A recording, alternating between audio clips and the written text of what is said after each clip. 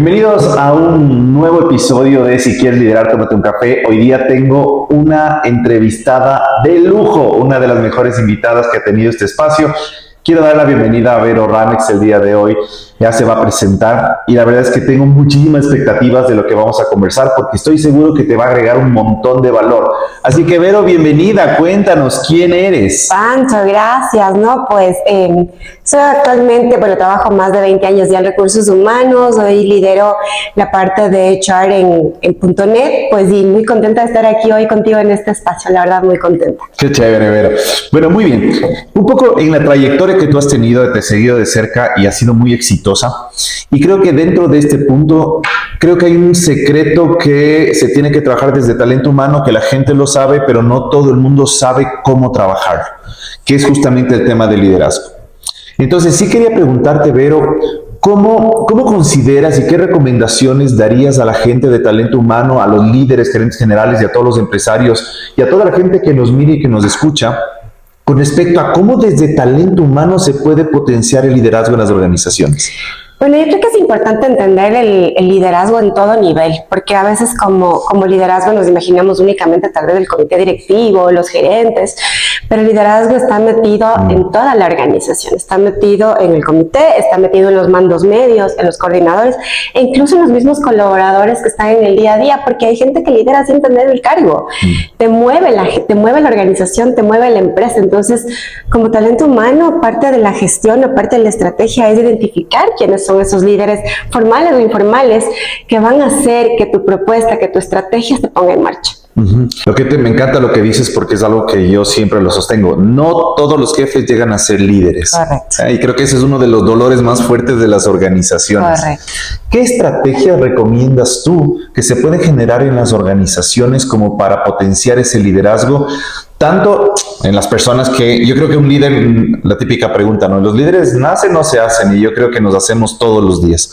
Y yo creo que hay gente que nace con algunas habilidades que te pueden dar una ventaja, pero yo creo que todos nos podemos hacer. ¿Qué hacer con esos jefes que no llegan a ser todavía líderes? ¿Y qué hacer con esos líderes que no tienen todavía una jefatura y tienen esa hambre por empezar a crecer en las organizaciones? Sí, creo que en las compañías anteriormente mezclábamos el gran desempeño con una capacidad de liderazgo que no necesariamente es lo mismo.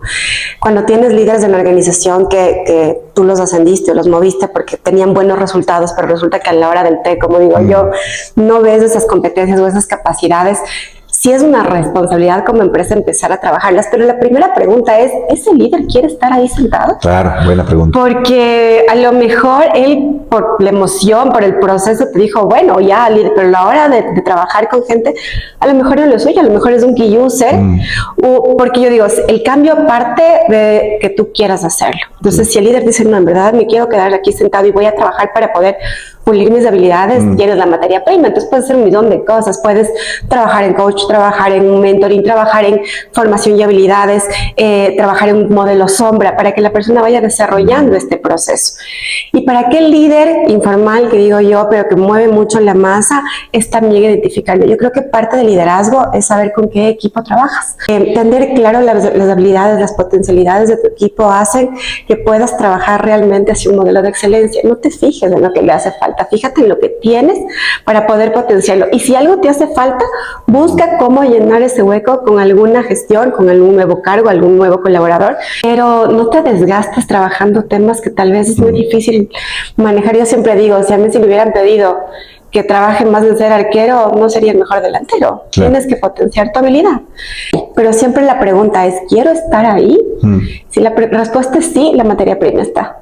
Ahora, lo que tú dices a mí me encanta porque pasa muchas veces que yo creo que muchas personas creen que se merecen el cargo de jefatura, de supervisor, de coordinador, de vicepresidente o de gerente general, cuando no necesariamente la gente le sigue. Sí, se vuelve como un liderazgo impositivo, tal vez por mi antigüedad, tal vez porque yo soy el favorito del jefe y yo me merezco tal vez ese puesto. Puede pasar a la hora de tomar decisiones, de entender el accountability que tiene un líder, porque A veces pensamos el líder la tiene fácil, tiene asistentes, gente que le da haciendo. No es fácil. Claro. Tu decisión marca o determina respuestas a nivel global, no solo de tu equipo, a nivel, impactos a nivel de tu cliente, impactos a nivel de tu equipo, impactos a nivel de tu jefatura. Entonces, el líder tiene una carga de responsabilidad importante al momento de tomar decisión. No es tan fácil manejar el rol. Creemos que el liderazgo va marcado únicamente tal vez por un incremento salarial, por alguien que esté haciendo las cosas, claro. Y no necesariamente funciona así. Cuando sientes esa responsabilidad es cuando realmente interiorizas si es que estás preparado o no. Uno de los errores que yo veo muy común, por ejemplo, si me voy al tema comercial, es al mejor vendedor hagámosle jefe de ventas, coordinador de ventas. Claro, ¿qué es lo que pasa? La persona seducida por el cargo, por el nuevo sueldo, obviamente va a aceptar, pero cuando está arriba se da cuenta que no quiere estar en el escritorio, que la gente no le sigue y que su vida era vender y que empieza a ganar menos por las comisiones que dejó de percibir. Correcto. Entonces, ¿qué es lo que pasa? Quemas al mejor vendedor, ese vendedor va a quemar al equipo y al final vas a empezar a generar rotación. Entonces, lo que tú dices a mí me parece súper importante porque, y esto es importante, si la gente no le sigue a alguien, no le des esa oportunidad porque lo vas a quemar, más bien prepáralo. Ahora, dentro de este tema de liderazgo, y a mí me interesa trabajar y hablar un poco contigo sobre este tema porque sé que ustedes son expertos en el tema y sé que tú estás trabajando mucho también, cuando hablamos de este tema de liderazgo, de talento humano, ya empezamos a hablar también de inteligencia artificial. Y eso me mata. Te cuento por qué. Porque yo creo que hoy por hoy las organizaciones están con este afán de involucrarse en la IA, están acelerando un proceso sin orden, sin estructura. ¿Por qué? Porque es como que todo el mundo sepa IA, que todo el mundo sepa usar un modelo, una estructura, una herramienta, pero hay que entender que hay más allá del tema de IA. La IA, ayer leí un concepto que decía, la IA es la biblioteca mundial en tus manos. Entonces hay una data, una información hermosísima, pero la capacidad de interpretarla, la capacidad de estructurarla, la capacidad de transformarla en una estrategia sigue siendo tuya. Entonces yo digo, si un líder viene y me responde y me dice, es que la IA me dijo, prefiero contratar Cloud Premium y ahorrarme ese puesto. Claro. Porque está perdiendo la humanización de entender la estructura o el análisis que tiene esa herramienta. La IA tiene la capacidad de reducir tu operatividad para que tengas tiempo para pensar. No es que te da pensando. Sí. Y creo que ahorita tenemos líderes que creen que la IA es una verdad. Y eso es peligrosísimo. Sí. Porque no creo que hay prompt tan completo como el que tú tienes en tu cabeza al entender el entorno de la problemática que le estás contando a la IA. Yo creo que lo que tú dices es súper acertado porque al final si tú pones el mismo prompt en diferentes motores o en diferentes generadores de inteligencia artificial, te va a dar una respuesta diferente. Entonces ahora mucho lo que se está hablando es de la gobernanza de las decisiones de los líderes a través de la IA. Y justo tú que ahora me contabas, y ayer estaba también justo escuchando un podcast que me gustó, que es un concepto nuevo y que me llamó la atención, que ahora se habla de los hyper teams, que es el futuro. ¿Y qué son los hyper teams? Son equipos pequeñitos, pocas personas, pero ya con agentes de IA trabajando para ellos. Digamos que desde la parte de eficientizar y gestionar la organización funciona muy bien, pero hay otra cosa que también es importante. Si tú te pones a ver cuáles son los skills que en un futuro van a prevalecer dentro de las empresas o organizaciones, lo que más se va a requerir es tu capacidad de generar relaciones sociales, tu capacidad de comunicación efectiva, tu capacidad de estructurar información, porque eso no te da la IA. Entonces, como la gente ahora está metida en la máquina, metiendo la información, pidiendo cosas, pierde la capacidad de interrelacionarse. Entonces, el líder va a tener que tener claro, o el colaborador va a tener que tener claro que el día de mañana, lo que hoy se llaman habilidades blandas, se van a volver habilidades duras. Qué buen concepto, claro. Claro, es cierto, y nos pasa ahora. Hay muchas veces que nos dice, ya la gente, todo está sistematizado, pero la gente no termina de conectar. Y vamos a entrenar esas habilidades blandas, y hay segmentos en los que ves que es demasiado lejana y se vuelve una habilidad dura. Qué interesante. Vienen ahora generaciones como la Z, que son generaciones de mucha tecnología, que incluso pasaron por una pandemia, que viven metidos en un celular, en un iPad, bajando, investigando información. Su forma de interrelacionar son redes sociales, no es una forma directa. Entonces, peor, en el camino se va perdiendo ese proceso. Ayer escuchaba que el 60% de la gente usa la IA como psicólogo personal. Imagínate lo que es que una IA pueda resolverte un problema sin entender el contexto, que te dé una recomendación sin entender el contexto. Yo me muero cuando le oigo a mi hijo hablar con la IA y contarle que en el colegio le pasó algo con un compañerito y la IA le contesta y le dice, yo creo que tu compañero tiene este problema, mañana anda, dile esto, y él coge y le hace caso. Sí. Y pierde esa capacidad de interiorizar y también analizar. Entonces, no es solo lo que tenemos hoy sentado en la empresa, es que la generación que viene aún con una brecha mucho más marcada. Ya empezamos a hablar cómo la IA empieza a suplir en un punto también las recomendaciones de los que somos padres. Entonces, al final del día, si es que empiezan a hacer más caso a la IA que a lo que nosotros recomendamos, llega un punto interesante que eso se extrapola también a las organizaciones, esa formación de valores.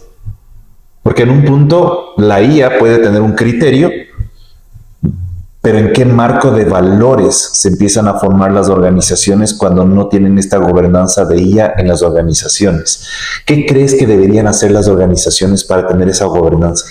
Yo lo que creo que primero hay que hacer es educar a la gente y entender las bondades de la IA, porque tiene enormes bondades desde la eficiencia, pero también entender los riesgos que esto conlleva. Sí, oía casos de gente que se ha graduado haciendo su tesis con IA y después pues le ha costado el proceso, pero yo creo que hay muchos riesgos. Primero, hoy por hoy en Latinoamérica no hay países que tengan una gobernanza específica del manejo de la IA, del uso de datos, del manejo de información. Y tú no le vas a prohibir a tu colaborador que use IA porque él puede bajarse una cuenta personal en su celular y meter la información que requiera. Es muy difícil controlarlo, pero si tú lo educas para poder entender los riesgos y las bondades de las herramientas, pues creo que estás haciendo un mejor trabajo. No hay ahorita un límite legal o algo que tú puedas como poner como barrera para que la persona no lo haga, porque no existe. La tecnología no tiene ese límite. Entonces, la obligación de hoy por hoy las empresas es más bien educar frente a ese proceso y entender cuál es el impacto.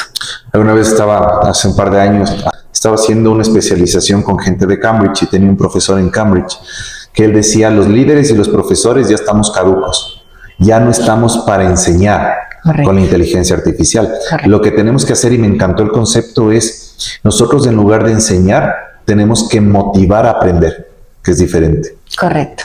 Yo justo pensaba el otro día y decía, el tema ahora de los maestrías, de los diplomados, etcétera, que son... El modelo universitario. Ya claro. Empieza a cuestionarse, porque tú entras a la IA y encuentras información infinita, más allá de lo que te pueda, incluso casos reales que han pasado, resoluciones de esos procesos, hay bots donde tú charlas acerca de una problemática. Entonces, yo creo que el modelo educativo va a tener que moverse justamente a eso, a hacernos entender cómo interpretar la información y cómo ponerla de nuestro lado. Excelente. Sí. Pero últimas recomendaciones. Me encanta porque hemos hablado de muchas cosas desde liderazgo y terminamos en inteligencia artificial, pero creo que todo se va conjugando. ¿Cuáles son tus 2 o 3 recomendaciones que podrías contarnos a las personas que nos miran y que nos escuchan con respecto a potenciar el liderazgo en las organizaciones? Y ojo, cuando hablo de talento humano no es que necesitan ser una mega corporación como ustedes, sino desde ese negocio pequeñito que a veces es, oye, me está pasando con un cliente que es un cliente, no, ni siquiera es un cliente, es un amigo que tiene un negocio más pequeño, pero tiene problemas de talento humano y de liderazgo. Okay. Entonces, para mí no es que el liderazgo es solo para un tema para grandes corporaciones, sino es ese tema que es de ese día a día, de ese tratar a la gente. ¿Qué crees que se podría hacer? ¿Cuáles son tus 3 recomendaciones finales para que se potencie ese liderazgo en las organizaciones y en las empresas? El ser líder nace alrededor de todo tu 360 social, o sea, desde tu empresa, desde tu casa, desde tus hijos, desde tu vida social, pero yo creo que algo importante es la consistencia. Nadie puede ser líder si no hace lo que dice. Entonces, si tú quieres que alguien cree en ti, confíe en ti, tienes que ser consistente en tu promesa de valor frente a tus acciones. Lo segundo que creo que es importante es que el líder no solo determina, sino también enseña. ¿En qué sentido? Yo tenía un jefe que decía, primero te explico, luego te enseño si es que no lo puedes hacer, y tercero te voy a extrañar, porque si no logras en las 2 primeras acciones que la persona se comprometa, ya no es un tema tuyo como líder, es un tema de que la persona o no está conectada con ese proceso o no lo maneja. Necesitas, para poder pedir a un equipo, solicitar a un equipo un resultado, tú también estar involucrado en el proceso, no lo puedes ver solo desde arriba.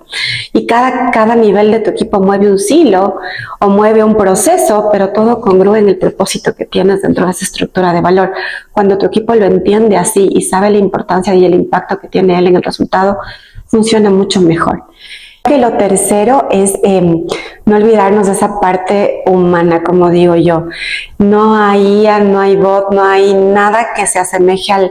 hay una película animada que lo habla y lo interpreta muy bien, que es del click. ¿Ya? Cuando tú haces un clic con alguien, no hay nada que se atraviese en ese clic. Entonces, no hay proceso de selección establecido por IA que logre identificar que tú tienes un clic con una persona de tu equipo y vas a lograr que esa persona se comprometa.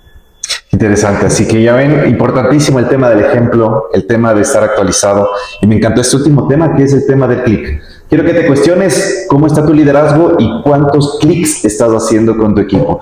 Vero, muchísimas gracias por haber estado con nosotros. Espero tenerte en alguna otra ocasión, porque temas contigo para hablar tendríamos un montón, así que te comprometo a tener por ahí una segunda entrevista. No, Pancho, gracias a ti y a todos los que nos ven, con muchísimo gusto. Me encanta conversar de estos temas porque creo que más allá de dar mi criterio, también me enriquezco mucho con la información que me entregan, así que gracias. Excelente, listo. Muchas gracias, nos vemos en el siguiente capítulo. Gracias.